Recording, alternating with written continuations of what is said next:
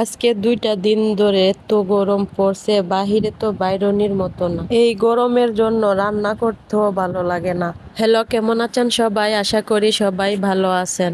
আজকে আমি পেঁপে দিয়ে মাছ রান্না করব। মাছগুলো আজকে আমি ভাজবো না, কাঁচাই রান্না করব। প্রথমে আমি মাছগুলাকে কিছুক্ষণ কষিয়ে নেব। এখন সিদ্ধ করে রাখা পেঁপেগুলা আমি দিয়ে দেব, তারপরে আবার কিছুক্ষণ কষিয়ে নেব। তারপরে পরিমাণ মতো পানি দিয়ে আবার কিছুক্ষণ জাল করে নেব।